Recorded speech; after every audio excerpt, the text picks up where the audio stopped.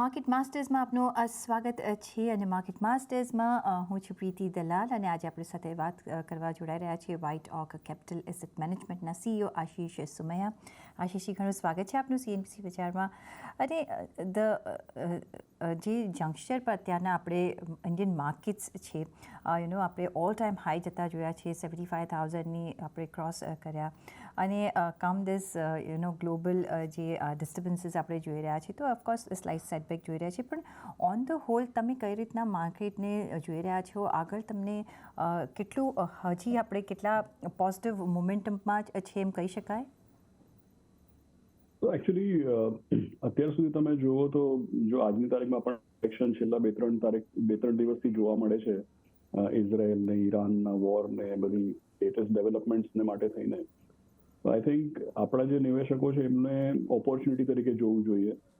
એનું કારણ બહુ સિમ્પલ છે કે આપણે આવતા તમે જુઓ તો 2 મહિનાની અંદર આપણને ઇલેક્શન રિઝલ્ટ જોવા મળશે. ઇલેક્શન રિઝલ્ટની ઉપર ચર્ચા ઘણી થઈ છે અને ઘણા બધા લોકોનું માનવું એવું છે, મોટા ભાગે માનવું એવું જ છે કે આપણી જે અત્યારે જે ગવર્મેન્ટ છે એની કન્ટિન્યુટી આપણને જળવાઈ રહેશે. એટલે છતાંય મને એવું લાગે છે કે માર્કેટમાં પૂરી તરહથી ફેક્ટર્ડ ઇન નથી. નોર્મલી લોકો એવું માનતા હોય છે કે ભાઈ ઇલેક્શનના રિઝલ્ટ તો આપણને ખબર છે શું આવશે ને બધું ભાવમાં આવી ગયું. મારું એવું માનવું છે કે ભાવમાં નથી આવ્યું હજી સુધી. અને ઇલેક્શનની વાત બી સાઈડ પર મૂકીએ તો એની પછીનું જે બજેટ જેનાથી ઘણા એક્સપેક્ટેશન રહેશે અને ગવર્મેન્ટની તરફથી આપણને એવું સાંભળવામાં આવે છે કે ભાઈ આ બજેટમાં તમે જુઓ તો આવતા 25 વર્ષની પ્લાનિંગ તમને આ બજેટમાં જોવા મળશે. અને નોર્મલી ઇલેક્શન છે, બજેટ છે, આ બધી ચીજોથી મોટું એક્સપેક્ટેશન રહેતું જ હોય છે. અને આપણું નહીં તો બી તમે જુઓ FIIની નજરિયેથી છેલ્લા કાફી સમયથી આપણને કંઈ બહુ મોટો FII ફ્લો જોવા મળ્યો નથી. અને FII ફ્લો બી અમેરિકાની જે ઇન્ટરેસ્ટ રેટ પોલિસી છે એમાં કંઈક ને કંઈક ચેન્જ થાય એની પછી મોટો આપણને જોવા મળશે. એટલે મારું એવું માનવું છે કે અત્યારે કોઈ બી જાતનું કરેક્શન જો આપણને જોવા મળે, અને ખાસ કરીને કરેક્શન આપણા લોકલ રીઝન્સ માટે થઈને નથી, કરેક્શન સમજો ઇઝરાયલ ને ઈરાનમાં આજે વોરની જેવી કે પછી તણાવની વાત થાય છે એને માટે થઈને કરેક્શન થયું છે. તો એનો આપણે લાભ લેવો જોઈએ, કારણ કે આગળ જતા એવા ઇવેન્ટ્સ છે જેમાં આપણને માર્કેટમાં તેજી જોવા મળી શકે છે કદાચ. એબ્સોલ્યુટલી. પણ ફોર્થ ક્વાર્ટરના નંબર્સ પણ હવે આવવાની રિઝલ્ટ સિઝન શરૂ થઈ ગઈ છે. કઈ રીતના તમે અપેક્ષા રાખી રહ્યા છો? કયા એવા એરિયાઝ પર તમારું ધ્યાન રહેશે? અને જેમ તમે કહ્યું છે કે અત્યારના એક ઓપોર્ચ્યુનિટી પણ બની રહી છે કે નિવેશ કરી લો, કારણ કે આપણા ડોમેસ્ટિક જે એટમોસ્ફિયર છે એમાં તો કોઈ પ્રોબ્લેમ નથી. તો રિઝલ્ટ પોઈન્ટ ઓફ વ્યૂ અને એના આધારે તમે ક્યાં નિવેશ કરશો? એકચ્યુઅલી તમે જુઓ તો રિઝલ્ટ્સમાં પહેલા થોડા સમય પહેલા આપણને હંમેશા મેટલ્સ ને કમોડિટીઝ ને બધું જોવા મળતું હતું, અને પછી તમે જુઓ તો એમાં એક રીતે ફ્લેટનિંગ આઉટ થયું છે. રિઝલ્ટ્સની આપણે વાત કરીએ તો મને એવું લાગે છે કે ડિસ્ક્રેશનરી કન્ઝમ્પશન, જેમ કે છેલ્લા ક્વાર્ટરમાં ડિસેમ્બર પછીના રિઝલ્ટ તમે જુઓ તો સમ ઓફ ધ બિગર સરપ્રાઇઝીસ, જેમ કે જ્યારે ટ્રેન્ડનું રિઝલ્ટ આવ્યું ત્યારે માર્કેટ સરપ્રાઇઝ થયેલું. સિમિલરલી એટલે મને એવું લાગે છે કે ડિસ્ક્રેશનરી કન્ઝમ્પશન જે છે એ એક સ્પેસ છે જેમાં આપણને કે અર્બન કન્ઝમ્પશન જે છે એમાં આપણને ટ્રેન્ડ્સ જોવા જોઈએ. બીજું તમે જુઓ તો ફાઇનાન્શિયલ સર્વિસીસ, અને ફાઇનાન્શિયલ સર્વિસીસમાં ખાસ કરીને બેંક્સ જ નહીં પણ જે non banks capital market related entities છે, asset management, wealth management, broking, insurance, એ બધા પર બી ધ્યાન આપવું જોઈએ.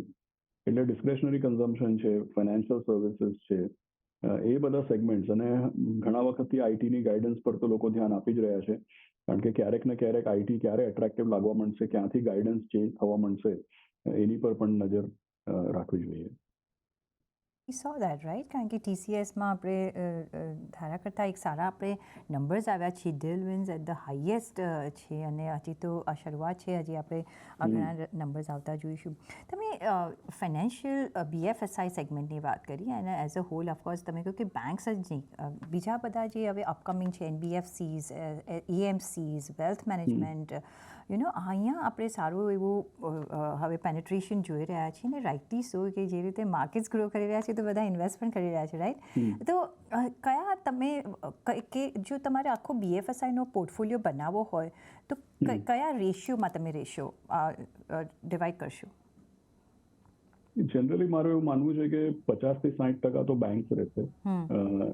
તમે વિચાર કરો કે 60% બેંક્સ હોય, અને અમારી પાસે in fact banking financial services fund અમે મેનેજ બી કરીએ છીએ, એટલે એનું આપણે બહુ એક્યુરેટ ડિસ્ક્રિપ્શન આપી શકાય કે 60% તમે જુઓ તો મોટી બેંક્સ આવી જાય, બીજી 10-15% તમે જુઓ તો સ્મોલર બેંક્સ અને એનબીએફસી આવી જાય. કારણ કે પ્રાઇવેટ સેક્ટર બેંક્સ છે એમાં તમે મોટી જુઓ તો state bank, HDFC, ICICI, axis એવી આવતી હોય છે. પછી તમે મિડ કેપ બેંક્સ જુઓ કે પછી પીએસયુ બેંક્સ જુઓ, તો મિડ કેપ બેંક્સમાં બી તમે જુઓ તો જેમ કે આઈડીએફસી બેંક છે. એટલે આ બધા પોર્ટફોલિયોઝમાં જે છે એ રીતે જો તમને ડિસ્ક્રાઇબ કરું છું. આમાં કોઈ રેકમેન્ડેશન નથી અને હું પોતે બી કોઈ આ શેર્સમાં ઇન્વેસ્ટ નથી કરતો, ખાલી અમારા મ્યુચ્યુઅલ ફંડમાં જ ઇન્વેસ્ટ કરું છું. એટલે તમે એમ જુઓ કે 60% મોટી બેંક્સ, 10-15% સ્મોલર બેંક્સ અને એનબીએફસી, અને બાકી તમે જુઓ તો 25% insurance, asset management, wealth management, broking, જેમ કે રજિસ્ટ્રાર અને ટ્રાન્સફર એજન્ટ છે આપણા કેમ્સ અને કાર્વી, કે ફિનટેક સોરી.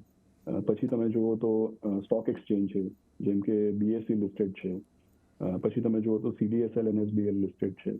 એટલે આમાં એક સારો એવો ડાયવર્સિફાઈડ પોર્ટફોલિયો તમે બનાવી શકો. ભલે બેંક્સ મોટામાં મોટું 60-65% બેંક્સ જ હશે, 10-12% એનબીએફસી હશે, પણ છતાંય બેંક્સ અને એનબીએફસીની બહાર જેમ મેં તમને કીધું ઇન્સ્યોરન્સ કંપનીઝ, એસેટ મેનેજમેન્ટ, એ બધાનું બી તમે ટોટલી 25% પોર્ટફોલિયો એલોકેશન બનાવી શકો એટલી સેક્ટરમાં ડેપ્થ હવે આવી ગઈ છે અને અક્રોસ ધ બોર્ડ ગ્રોથ પણ જોવા મળે છે આપણને. એબ્સોલ્યુટલી.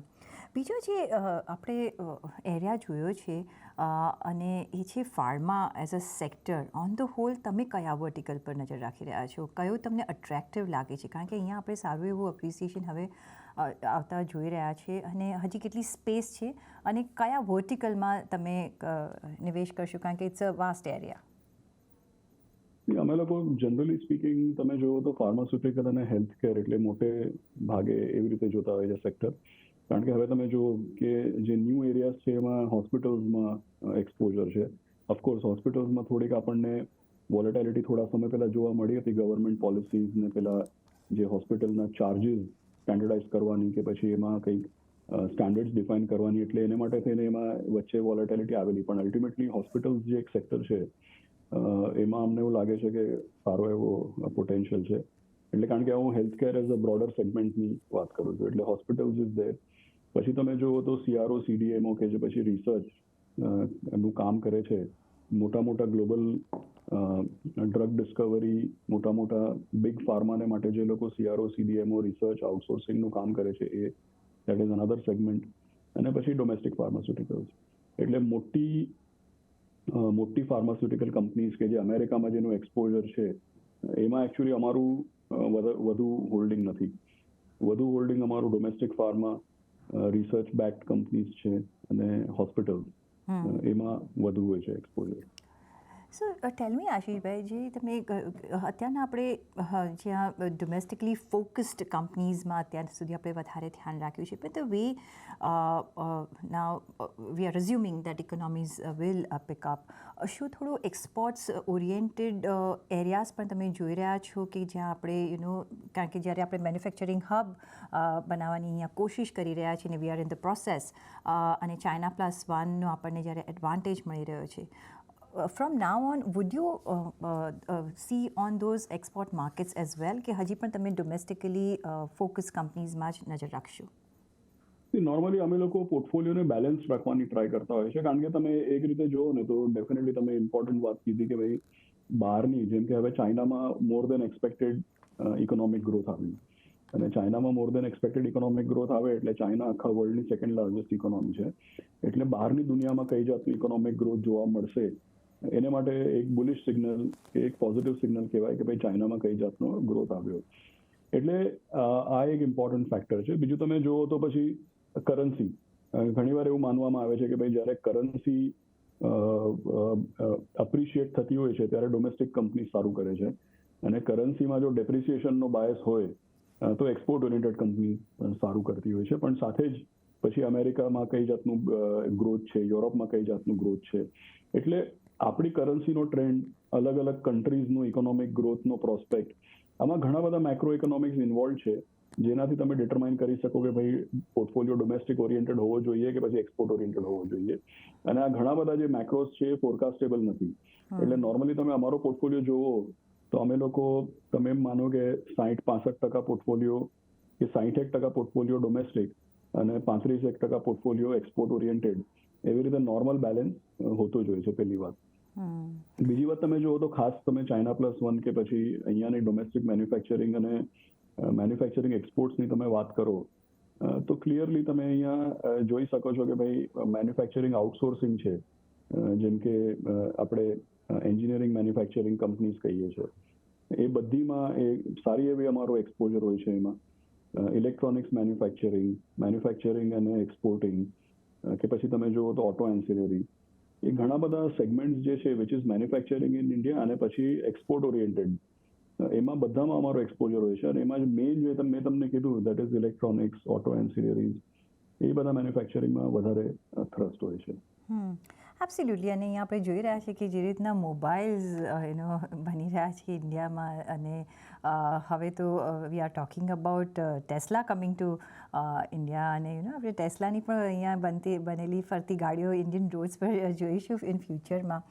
પણ કઈ રીતના દેટ્સ વોટ કે જે રીતના મેન્યુફેક્ચરિંગને ભાર આપવામાં અત્યારના આવી રહ્યો છે, અને હવે તો નેક્સ્ટ હવે જો આપણે 10-20 યર્સનો જે 30 યર્સનો રોડ મેપ આપ્યો છે, રાઈટ, બીજેપીએ સંકલ્પ પત્રમાં, કઈ રીતના તમે જોઈ રહ્યા છો? કયા એવા ગ્રોથ કે ડિટરમાઇનિંગ એન્જિન્સ હશે જે ઇન્ડિયાના ગ્રોથને આગળ વધારશે? તમે કયા એવા એરિયાઝ જોઈ રહ્યા છો? એકચ્યુઅલી હજી બી તમે મને કહેશો તો આપણે મેઇન ધ્યાન રાખવું જોઈએ. ઓફકોર્સ ગવર્મેન્ટને ખાસું એવું ફોકસ આપ્યું છે આત્મનિર્ભર બનાવવા માટે અને વિકસિત બનાવવા માટે. એટલે આત્મનિર્ભરની વાત થાય એટલે માટે ડિફેન્સ ઇન્ડિજિનાઇઝેશન અને આપણે જે ચીજો ઇમ્પોર્ટ કરતા હોય એમાંથી આપણે થોડું ફોકસ હટાવીને ઇમ્પોર્ટની બદલે ઇન્ડિયામાં મેન્યુફેક્ચર થાય અને ઇન્ડિયાથી એક્સપોર્ટ પણ થાય અને ઇન્ડિજિનાઇઝ થાય, એની પર ગવર્મેન્ટનું ખાસું એવું ફોકસ છે. અને બીજું તમે જુઓ તો આવતા 20 વર્ષની તમે વાત કરો કે 30 વર્ષની વાત કરો તો ઇન્ડિયા આખા વર્લ્ડનું સૌથી મોટામાં મોટું કન્ઝ્યુમર ફોર્સ અને આખા વર્લ્ડનું સૌથી મોટામાં મોટું લેબર ફોર્સ પણ હશે. એટલે એક તો આપણી ગવર્મેન્ટની પોલિસીઝ છે, પણ ગવર્મેન્ટની પોલિસીઝ ની અલાવા બી આપણે જોઈએ તો બહારની જે આજે મોટી મોટી કન્ટ્રીઝ છે, દાખલા તરીકે તમે ટેસ્લાની વાત કરી, તો આપણી તો પોલિસીઝ છે જ અને આપણી ગવર્મેન્ટ તો પ્રોગ્રેસિવ છે, એ સાચી વાત છે. પણ એના સિવાય પણ તમે જુઓ ને તો બહારના લોકો પણ એમનો બી એમાં ઇન્ટરેસ્ટ છે કે ભાઈ ઇન્ડિયામાં એક મેન્યુફેક્ચરિંગની એક્ટિવિટી પિકઅપ થાય, કારણ કે સૌથી મોટો લેબર ફોર્સ અને સૌથી મોટો કન્ઝ્યુમર ફોર્સ ઇન્ડિયાની અંદર જ છે. એટલે આવતા થોડા સમયમાં, અત્યાર સુધી આપણે હંમેશા સર્વિસીસ ગ્રોથની વાત કરતા હતા, પણ સર્વિસીસ ગ્રોથ તો આપણો જળવાઈ રહેશે, એ તો ગ્રોથ હશે, પણ સાથે જ સાથે જે બેલેન્સ આપણે પર્સન્ટેજ કે પ્રપોર્શન જોઈએ કે ભાઈ કેટલું સર્વિસીસ અને કેટલું મેન્યુફેક્ચરિંગ, એટલે ટોટલમાં તો બંને ગ્રોથ હશે, પણ પ્રપોર્શનમાં તમે જોવો તો આપણી પોલિસીઝ બી છે અને બહારના લોકોના ઇન્ટરેસ્ટમાં બી છે કે આપણું મેન્યુફેક્ચરિંગ વધે, કારણ કે જેમ મેં કીધું સૌથી મોટો લેબર ફોર્સ અહીંયા છે. અને હવે ગવર્મેન્ટની પોલિસીઝ બી છે, તમે જુઓ કે પ્રોડક્શન લિંક્ડ ઇન્સેન્ટિવ છે, ઇન્ફ્રાસ્ટ્રક્ચર છે, ટેલિકમ્યુનિકેશન નેટવર્ક છે, બેન્કિંગ નેટવર્ક છે, એ ઘણી બધી ચીજો આપણે કરી રહ્યા છે જેનાથી અહીંયા મેન્યુફેક્ચર કરવું પોસિબલ થશે. એબ્સોલ્યુટલી. અને સાથે આ બધાની સાથે જે આપણે ડિજિટાઇઝેશનનો હવે રોડમેપ જોઈ રહ્યા છે, બિકોઝ એ જો નહીં હોય તો the world will become very large, અને એ જો હશે તો world will become very small. અને અહીંયા એ રોડમેપ પણ આપણે જે જોઈ રહ્યા છીએ ને એમાં ઓફકોર્સ આઈટી આવી ગયું, અને તમે આઈટી યુ ડીડ મેન્શન, અને અહીંયા પણ હવે આપણે સ્પેશિયલાઇઝ કેટેગરી ઓફ કંપનીઝ પણ અહીંયા જોઈ રહ્યા છે, પછી મેન્યુફેક્ચરિંગ હોય, સર્વિસીસ હોય. કઈ રીતના તમે આઈટીને જોઈ રહ્યા છો? બિકોઝ તમે બિગિનિંગમાં જ કહ્યું કે ક્યારે ત્યાં ટર્ન અરાઉન્ડ આવી જશે આપણને ખબર નહીં પડે. તો ક્યાં તમે ફોકસ કરશો અને કયા વર્ટિકલ્સ પર અહીંયા તમે ફોકસ કરશો? Because AI is the next, આપણે જોઈ રહ્યા છીએ નેક્સ્ટ બિગ થિંગ કમિંગ અને સ્ટાર્ટિંગ ઓન. આઈટીમાં બી તમે જુઓ તો જેમ કે ડિજિટાઇઝેશનની આપણે વાત કરીએ તો જનરલી છે ને જેટલા બી બિઝનેસીસ એવા છે, જેમ કે ડિજિટાઇઝેશનનો જે ઇમ્પેક્ટ છે એ બહુ મોટો છે. નોર્મલી ઇટ ઇઝ ખાલી આઈટી કંપનીઝને લઈને નહીં, પણ તમે જુઓ તો જેમ કે ઇન્ડસ્ટ્રીયલ કંપનીઝ છે, તો ઘણી ઇન્ડસ્ટ્રીયલ કંપનીઝ છે, એ ઇન્ડસ્ટ્રીયલ કંપનીઝ રોબોટિક્સમાં બી છે, અને એ આઈટી અને આઈટીનો જે પ્રોગ્રેસ છે એને એ લોકો ઇન્ડસ્ટ્રીયલાઇઝેશનમાં પણ યુઝ કરે છે. એટલે તમે જુઓ તો ઇન્ડસ્ટ્રીયલ કંપની જે રોબોટિક્સમાં છે, ઓટોમેશનમાં છે, એ બધી કંપનીઝનો બી આઈટી ડેવલપમેન્ટથી સારો એવો ફાયદો થાય છે. અને ખાસ કરીને ત્યારે જ્યારે અહીંયા એક મેન્યુફેક્ચરિંગ ઇકોનોમીને ગ્રોથ આપવાનો પ્રયાસ ચાલી રહ્યો છે. સો એક એ નજરિયાથી જોવું પડે. બીજું તમે જો ડિજિટાઇઝેશનની તમે વાત કરો તો અમારા પોર્ટફોલિયોઝમાં પર્સન્ટેજ એક્સપોઝર વધઘટ થાય એ સાચી વાત છે, પણ જનરલી અમારા પોર્ટફોલિયોઝમાં કન્ઝ્યુમર ટેક કંપનીઝ છે, એ બધી કંપનીઝનું એક્સપોઝર હોય છે. જેમ કે અત્યારે કન્ઝ્યુમર ટેક કંપનીઝમાં તમે જુઓ તો ન્યૂ એજ કંપનીઝ છે. ભલે ન્યૂ એજ કંપનીઝનો ડેબ્યુ તમે જુઓ તો બહુ સારો નહોતો, પણ જનરલી તમે લોંગ ટર્મ પોટેન્શિયલથી જુઓ તો ન્યૂ એજ કંપનીઝમાં સારું એવું અમારું એક્સપોઝર બી હોય છે ને at least we are more constructive કે positively inclined toward the new age companies. એટલે સેકન્ડ એ હોય છે. થર્ડ તમે જુઓ તો આઈટીની જ્યારે વાત થાય ત્યારે નોર્મલી લાર્જ કંપનીઝની વાત થતી હોય છે, that is more US facing, એનું ગાઈડન્સ કયું આવ્યું એ.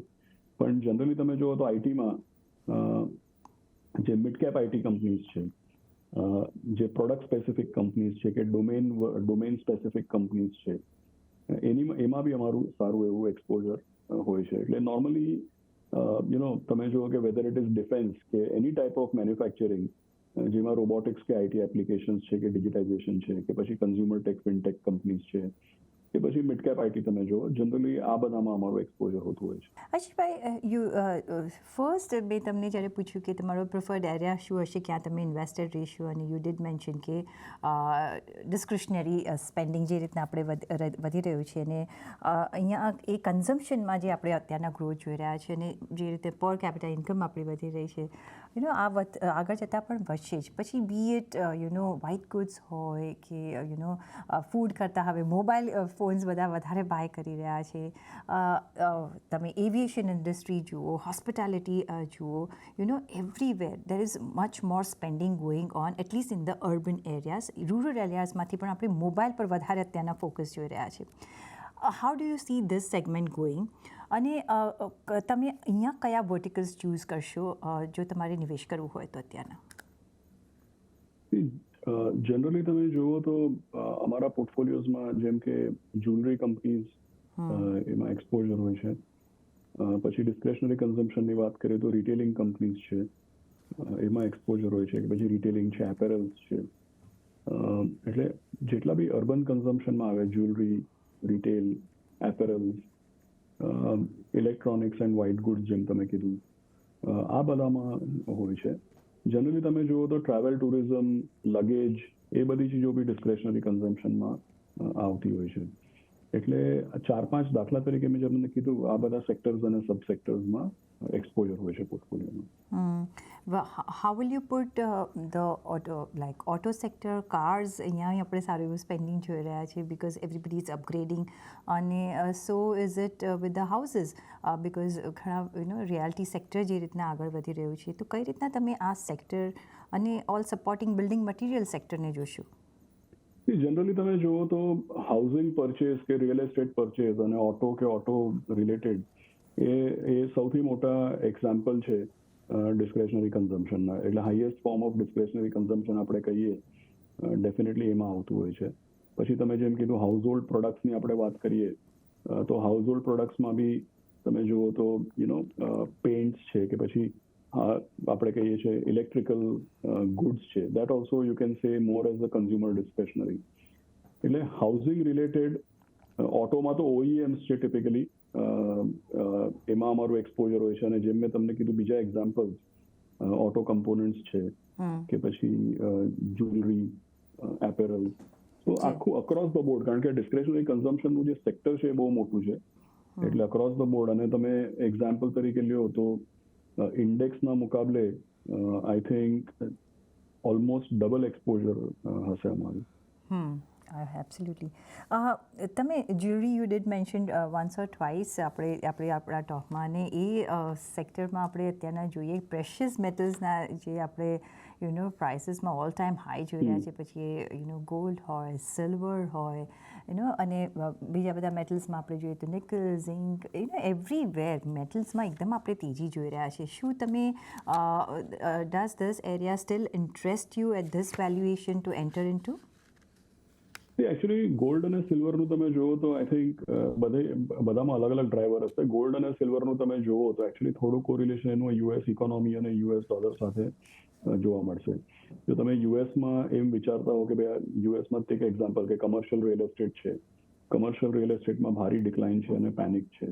એટલે if you take commercial real estate as a symptom, અને જો તમે એવું વિચારો કે ભાઈ આગળ જતા અમેરિકામાં કોઈક ના કોઈક જાતની આપણને મંદી કે કોઈક ના કોઈક જાતનો આપણને સ્લો ડાઉન જોવા મળશે એવું આપણે વિચારતા હોય, તો એનાથી શું થાય છે કે પછી યુએસ ડોલર વીક થાય, અને યુએસ ડોલર વીક થાય એટલે ગોલ્ડ, ટિપિકલી ગોલ્ડના ભાવ વધતા હોય છે. અને એટલે ઇકોનોમિક વીકનેસ કે પછી કોઈ જાતનું પેનિક આવવાનું હોય ત્યારે ગોલ્ડના ભાવ વધતા હોય છે. એટલે gold is more a signal, અને સિલ્વર બી ટુ સમ એક્સટેન્ટ મોર અ સિગ્નલ કે ભાઈ આગળ જતા અમેરિકામાં વીકનેસની પોસિબિલિટી છે. અને જેમ આપણે જોયું થોડું જીઓપોલિટિક્સ ડિસ્ટર્બન્સ હોય ત્યારે પણ ગોલ્ડનો ભાવ વધતો હોય છે. એટલે આમાં ડાયરેક્ટલી ઇન્ડિયન માર્કેટ કે ઇન્ડિયન ઇકોનોમી માટે કોઈ સિગ્નલ નથી, પણ યુએસ ડોલર અને યુએસ ઇકોનોમી માટે કે પછી ગ્લોબલ સિનારીઓ માટે ડેફિનેટલી એક સિગ્નલ છે, અને એને માટે ગોલ્ડનો ભાવ વધે છે. અને મને એવું લાગે છે કે આવતા થોડા સમયે, એટલીસ્ટ સે નેક્સ્ટ 6 to 12 months, ગોલ્ડનો ભાવ રહેશે, સ્ટ્રોંગ રહેશે. અને ઉપરથી લોકલી બી તમે જુઓ તો ગોલ્ડ અને સિલ્વર એવી ચીજ છે કે ભાઈ જેમાં ભાવ વધે તો લોકો વધારે ખેંચાતા હોય છે. પણ અત્યારના જે વધી ગયા છે, આઈ ડોન્ટ નો કેટલા લોકો, નાના લોકો આવી રીતે અમારા જેવા જે નાનું બાય કરતા કેટલું આગળ વધતા છે. The way the prices have just shot up. પણ yeah that's the way to look into it. પણ તો અત્યારના તમે એન્ટ્રી નહીં કરો, right? If you want to invest, હજી બી તમે પ્રાઇસ ત્યાં અપ્રિસિએશન જોઈ રહ્યા છો? ગોલ્ડ મને એવું લાગે છે કે જ્યાં સુધી અમેરિકામાં સિનારીઓ ક્લિયર નહીં થાય ત્યાં સુધી ગોલ્ડમાં તેજી રહેશે. એટલે અને નોર્મલી અમે કહેતા હોય છે કે ભાઈ જો તમે કોન્ઝર્વેટિવ ઇન્વેસ્ટર હો, નોર્મલી બધા લોકોના ઘરમાં ગોલ્ડ હોય છે જ્વેલરી તરીકે, પણ આપણે અત્યારે ઇન્વેસ્ટમેન્ટ પોર્ટફોલિયોની વાત કરી રહ્યા છીએ. અને ઇન્વેસ્ટમેન્ટ પોર્ટફોલિયોની વાત કરીએ તો જો તમે કન્ઝર્વેટિવ ઇન્વેસ્ટર છો અને જો તમે એસેટ એલોકેશનમાં બિલીવ કરતા હો, ઘણા બધા લોકો છે એ આપણે ડિસ્કશન ભાઈ કંઈ બી કરીએ પણ ભાઈ એમના પૈસા બહુ તો ફિક્સ ડિપોઝિટમાં અને ડાયરેક્ટ ઇક્વિટીમાં કે ઇક્વિટી મ્યુચ્યુઅલ ફંડમાં એવી રીતે હોય છે. નોર્મલી સાયન્ટિફિકલી લોકો એસેટ એલોકેશન નથી કરતા. પણ જો તમે કન્ઝર્વેટિવ ઇન્વેસ્ટર હો અને સાયન્ટિફિકલી તમે એસેટ એલોકેશન કરતા હો તો તમારા પોર્ટફોલિયોમાં 20% જેવું gold as a financial asset હોવું જોઈએ. એટલે આપણા ઘરની જ્વેલરી નો ગણાય એમાં. પણ જો તમે એમ વિચાર કરો, તમે કન્ઝર્વેટિવ ઇન્વેસ્ટર હો તો અત્યારની તારીખમાં 25 થી 30% ઇક્વિટી, 20 થી 25% ગોલ્ડ, અને બાકી 50% આપણે ફિક્સ ડિપોઝિટ કે ડેટ મ્યુચ્યુઅલ ફંડ કે એવું કંઈ ગણી શકાય. Generally that is what the, એટલે મેં તમને એસેટ એલોકેટેડ કે કન્ઝર્વેટિવ ઇન્વેસ્ટરની વાત કરી, પણ કહેવાનો મતલબ એમ છે કે જો તમે બહારના સિનારીઓથી, ગ્લોબલ માર્કેટથી કે યુએસ ઇકોનોમીથી તમે ડરતા હો કે ભાઈ તમને એવું લાગતું હોય કે આમાં કંઈ ખરાબ થવાનું છે, તો પોર્ટફોલિયોમાં ગોલ્ડ હોવું જરૂરી છે. Absolutely. So asset allocation does come to play at these times as well, and always it comes to play. But on that note, આશીષભાઈ, ઘણો આભાર તમારો અમારી સાથે જોડાવા બદલ અને આપના વેલ્યુબલ વ્યૂઝ અમારી સાથે શેર કરવા બદલ. Thank you. અને સાથે જ મને પણ આપશો રજા. તો જોડાયેલા રહેજો CNBC વિચાર સાથે. નમસ્કાર.